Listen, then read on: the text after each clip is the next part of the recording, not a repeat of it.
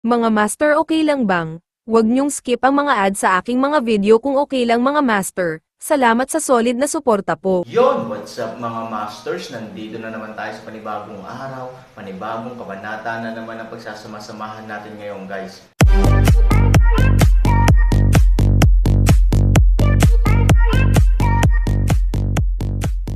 Bali mga masters, kung bago ka pa lang po sa aking YouTube channel, please click the subscribe button, lalong-lalo na po yung notification bell guys, para maging connected pa rin tayo sa isa't isa at maging updated kayo sa mga susunod ko pang video.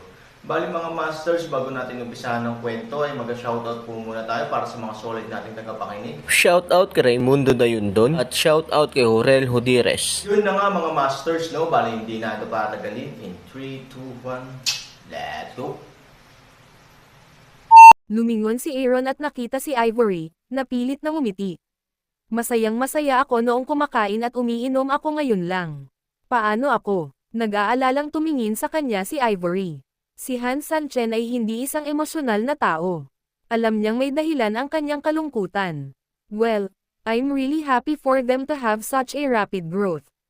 But the problem is that the more they do, the more regrettable I worry about them in the future. Napabuntong hininga si Hansan at casual na umupo. Sa nalalapit na digmaan, si Hansani ay nagkaroon ng malabong pag-aalala. Natatakot siya na kung siya ay mahina, ang mga mahuhusay na kapatid na ito ay mamatay sa digmaan. Dapat ba tayong mahulog sa lungsod? Tanong ni Ivory. Ito ay isang magandang tanong. Palaging tinatanong ni Ivory ang mga pangunahing punto. Mahalaga ba ito? Hindi ito partikular na mahalaga para kay Han Sanchen. Ang kanyang destinasyon ay ang Bone-Burning City. Pero ngayon, importante na. Sa pagkamatay ng isang malaking bilang ng mga kapatid sa 8 Wild Days book, ang Aaron ay nangangailangan ng bagong tulong, at ang pagbagsak ng lungsod ay nakakatugon sa pangangailangang ito.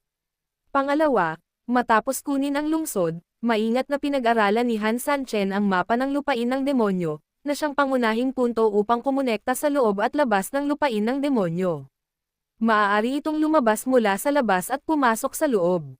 Kung ang paglalakbay patungo sa Bone-Burning City ay isang matinding labanan, ito ay isang mahalagang muog. Siyempre, may ikatlong punto. Maaari nitong masira ang pagkakaisa ng dalawang pamilyang Fuya at lumikha ng kanilang mga contradiction.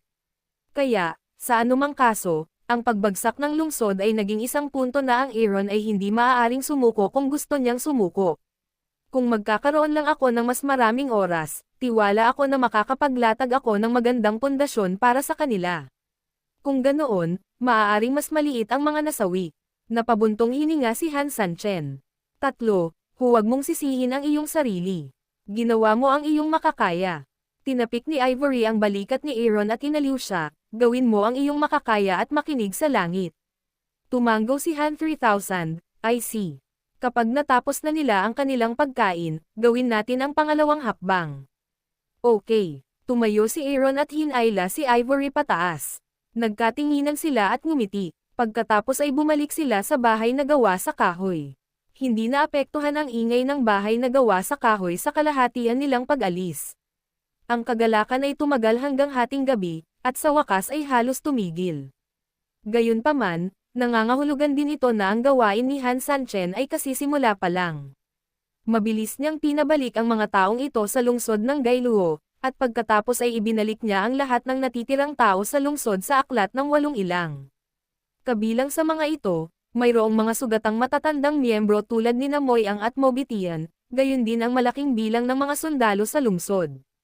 Ang dahilan kung bakit biglang nagpakita ng blowout ang populasyon sa ikalawang hakbang ay dahil natapos na ni Han Sanchen ang espesyal na gawain sa pagsasanay ng pangkat ng banal na hukbo. Natural, mayroon siyang sapat na panahon upang pinuhin ang gamot para sa malaking hukbo at pagalingin ang ilang matatandang miyembro. Gayunpaman, si Mo Beit-Ian ay malubhang nasugatan. Bagamat gumamit si Han Sanchen ng pinakamahusay na mga table tas at gamot, malamang na hindi siya muling makikidigma sa maikling panahon. Sa ikalawang batch ng mga plano, ang ikinagulat ni Aaron ay si Child Ruyo. Ipinanganak siya sa isang sikat na pamilya at mabilis na lumaki. Pangalawa, Purple Love.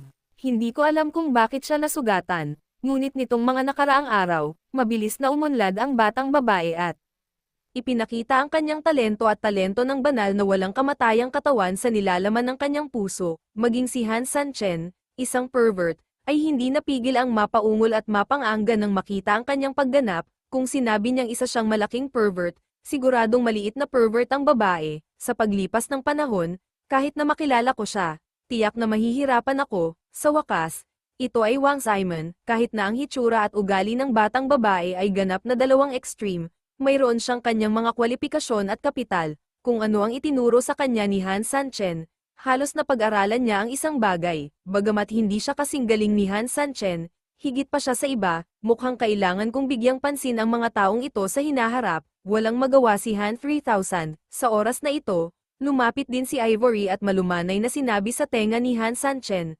"Kakabalik ko lang mula sa lungsod, mukhang may mali." Napasimangot si Aaron. So fast, tumango si Ivory. Nakakita si Linlong ng anino sa labas ng lungsod. Ano? Storytelling channel sa YouTube. Halika, sa wakas, natakot siya at gustong sumigaw ng malakas. Gayunpaman, ang pangungusap na ito ay sumigaw lamang ng isang salita, at pilit niya itong nilunok, dahil natagpuan niya na sa ilang mga figure. Ang figurang pinamumunuan niya ay walang iba kundi ang lilang pag-ibig na kalalabas lamang. Wala siyang malalim na pangunawa kay Zeking, ngunit napakahusay ni Zeking na hindi niya ito makakalimutan kahit sa isang sulyap. Tumayo siya ng matatag at hinintay silang makalapag. Purple Girl. Nang makitang nahulog sa lupa ang lilang pag-ibig, nagmadali siyang salubungin ito. Sa likod ni Zeking, may 5 tao na nakatali ang mga kamay ng lubad. Ang 5 ay nakasuot ng itim at nakamaskara. Bahagyang tumanggaw si Zeking kay Fulin, at saka naglakad patungo sa lobby kasama ng mga tao. Gusto itong makita ni Fulin, ngunit mayroon siyang mahalagang gagawin. Pagkatapos ng kaunting pag-aalinlangan, nagpasya siyang gawin muna ang sarili niyang bagay. Pagkatapos ay tumakbo siya palayo at sinubukang bumalik sa lalong madaling panahon upang makita ang katapusan ng bagay. Sa bulwagan, narinig din ni Han Sanchen at ng iba pa ang nangyayari sa labas, lalo na si Han Sanchen. Sa oras na ito, bukas ang kanyang divine sense. Halos sa sandaling bumalik si Zeking, alam na niya ang paggalaw ng hangin. Nang pumasok si Zeking kasama ang 5 tao, saglit na natahimik ang buong bulwagan, at pagkatapos ay nagpuri. Ah, ang galing talaga ng babaeng to. Gaano na ba siya katagal sa labas? Ito, nagbalik ng mga tao. I'll go. The efficiency is too damn fierce. Talagang nagtatago ang leader ng alyansa ng mga dragon at nakayukong tigre. Oo, nakikita mong napakaganda ng babaeng ito, pero paano mo may isip na napakagaling niya? Shit, hindi mo ba nakakalimutan na noong kinubkob natin ang lumang liga sa mundo ng Tianshu, tumayo siya sa isang grupo ng ating mga eksperto. As soon as you said it, naalala ko na siya talaga. Galing. Isang grupo ng mga tao ang bamulong ng kaunting papuri at nagpapalitan ng ulo sa isa't isa. Pero walang pakialam si Zeking sa sinabi nila. Pumunta lang siya sa harap ng bulwagan at marahang inihagis sa lupa ang 5 tao. Pagkatapos ay hinayaan niyang lumuhad ang 5 tao sa harap ng Aaron. Brother 3000. Alay leader, dinala ko siya dito. Sumaludo si Zeking at mahinang sinabi. Ayos ka lang ba? Tanong ni Han na may pag-aalala. Ngumiti si Zeking, kung masasaktan ng mga taong ito si Zeking, paano karapat-dapat si Zeking sa personal na patnubay ng pinuno ng alyansa? Ngumiti si Han Sani, well, mahirap para sa iyo. Pagkatapos noon, tumingin si Han San sa 5 lalaking nakaitim na nakaluhod sa lupa. Sa itim na damit, lumuhad ang 4 na lalaki at napakababa ng ulo. Bagamat ibinaba ng pinuno ang kanyang ulo, titingin siya sa Aaron paminsan-minsan. Gayunpaman, ang tinging ito ay nakipag-eye contact sa titig ni Han Sanchen. Nagmamadali niyang ibinaba ang kanyang ulo, ngunit nakasimangot si Han Sanchen. Bagamat siya ay nakatikip, ang kanyang nakalantad na mga mata ay nagparamdam sa Aaron na mas pamilyar o hindi gaanong pamilyar. Parang kakilala. Gayunpaman, nakikita ang kanyang mga mata bilang isang babae. Kung siya ay isang kakilala pa, sino siya? Sandali itong pinag-isipan ni Han Sanchen, ngunit tila hindi nag-isip tungkol dito saglit. Hindi pwedeng ulan. Magkaiba ang mga mata, at ang mas mahalaga ay hindi ito makatuwirang lohikal. Bagamat mabangis si Zeking, imposibleng mahuli ang isang dalubhasa tulad ni Mingyu sa napakaikling panahon. Hayaan mo na lang siya, imposibleng pumunta doon mag-isa. Nanay niya, sino ka, bakit ka nandito? Kung alam mo ang ginagawa mo dito, bilisan mong sabihin sa nanay mo. Kung hindi, puputulan ko ang tenga mo at dusukan ko ang mata ng aso mo. Tama, pinadala ka ba para tiktikan ng impormasyon ng militar? Nasaan na ang mga tropa mo, at ilang tropa ang dinala mo? Sabihin mo sa akin ang totoo. Kung hindi, hindi tayo magiging walang awa. Say, damn it, if you dare to tell half a lie, I can't spare you now. Nang makita ng isang grupo ng mga senior executive na hindi nagsasalita si Aaron, naisip nila na ang Aaron ay kakanta ng ilang pulang mukha. Pa-impulse silang naging itim na mukha isa-isa at galit na sinigawan ang 5 tao sa harap ng hall. Malapit nang mabuka ang noo ni Aaron nang sabi mo sa akin ay pati tenga niya namamanhid. Bigla na lang niyang naramdaman na medyo pamilyar ang lalaking ito. Natigilan siya. He didn't know this guy's violent drinks made the other 4 people in black na nakaluhod na halatang kinilig. Tanging ang pinuno lamang ang marahang nagtaas ng katawan at saka naghubad ng. Nang bumaba ang belo, isang magandang mukha ang lumitaw sa harap ng lahat. Ang buong bulwagan ay iprito ng lubusan pagkatapos ng maikling panahon. Isa pa, agad niyang inilabas ang kanyang kutsilyo at akmang susugurin. Fu Mei. Karamihan sa mga tao ay kinakabahan dahil alam nila kung sino si Fu Mei. Asawa yan ni Ye Shijun. Sa madaling salita, matatawag itong prinsesa. Paanong hindi mawawalan ng kulay ang mga tao sa bulwagan ng gayong mahalagang figure ng kaaway? Nagulat din sina Han Sanchen at Ivory sa oras na ito. Oo, paano nila maiisip na si Fu Mei ang magiging pinuno ng mga taong ito?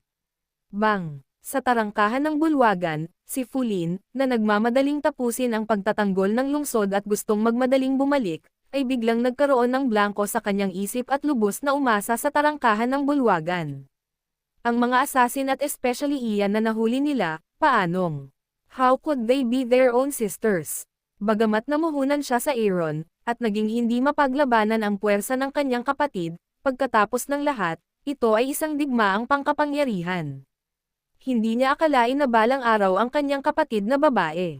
Ang tunog mula kay Fu Lin ang gumising kay Han Sanchen at Ivory. Nagkatinginan sila at unti-unting nakabawi. Mukhang nagulat ka sa itsura ko. Malungkot na ngumiti si Fu Mei. Ano ang maaari kong gawin para sa iyo? Tumingin sa kanya si Han Sanchen at sinabi sa malamig na boses. Anong ibig mong sabihin? Dahil nahuli mo ako, bakit mo ako pinapanta para tanungin? Ngumisi si Fu Mei. Umiling si Han Sanchen. Hindi ko akalain na magiging mga especially iya ang mga taong ito. Noong nakita kita, mas natitiyak kong hindi sila especially iya. Kung tutuusin, how could you be such a nice lady eh?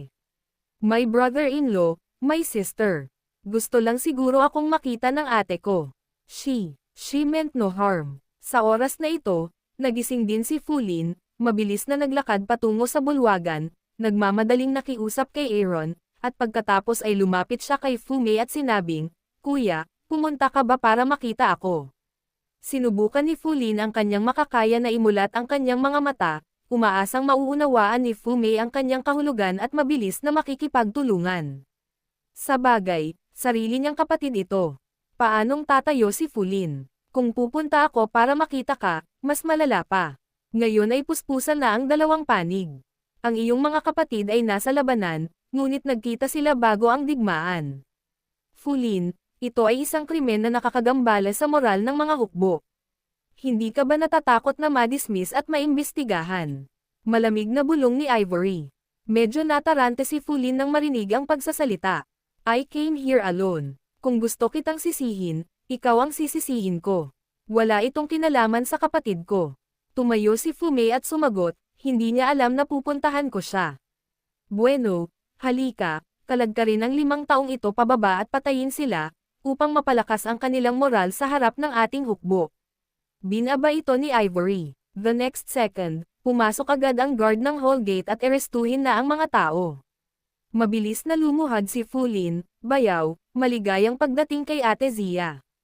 Nakiusap si Fu Lin na maging mabait ka at huwag patayin ang kapatid ko. Oo, alam ko na ang pakikipag-ugnayan sa kaaway bago ang digmaan ay isang bagay ng masamang moral. Paano ito haharapin? Si Fu Lin ay handang parusahan. Gayunpaman, si Fu Lin ay isang kapatid na babae. Tumingin si Ivory kay Han Sanchen at walang magawang umiling. Puno ng panghihinayang ang mga mata niya. Halatang sinusubok niya si Fulin. Sa madaling salita, hiniling niya kay Fulin na sagutin kung ano ang dapat niyang isagot, at hiniling sa kanya na patunayan ang kanyang sariling kampo, hindi para sa damdamin. Sa kasamaang palad, hindi lang niya sinagot ang gusto nito, kundi pinaglalaroan pa niya ang malalim na pagmamahalan ni na ate at kuya, pagkatapos ay kunin ang posisyon ng Panginoon ng lungsod ng Fulin. Sa tingin ko mas pinahahalagahan niya ang kanyang damdamin kaysa sa mga taong gumagawa ng magagandang bagay. Si Ivory ay tumungo sa Aaron, bahagyang nag-isip si Han Sanchen at tumango, naiintindihan ng Aaron ang layunin ng pagsalubong sa tag-araw, kung hindi tatayo si Fulin sa oras na ito, hindi papatayin ni Ivory si Fu Mei. Ngunit sayang hindi maintindihan ni Fulin, sa madaling salita, walang ganoong kamalayan sa kanyang isipan. Okay, I announce, sandali lang, hindi mo makukuha ang posisyon ng kapatid ko bilang City Master. Nagmadali si Fu Mei ng boses para huminto. Han Sanchen, alam mo ba ang layunin ng paglalakbay ko rito? Yun na nga mga masters, no? Bali panibagong kabanata na naman yung natapos natin ngayong gabi. Muli, maraming salamat po talaga sa walang sawang suporta po sa aking YouTube channel na talagang inaabangan nyo po ang bawat upload ko po. Bali mga masters, magkita-kita ulit po tayo bukas ng gabi at ngayon po ay magpapaalam po muna tayo. Bali mga masters, bye-bye!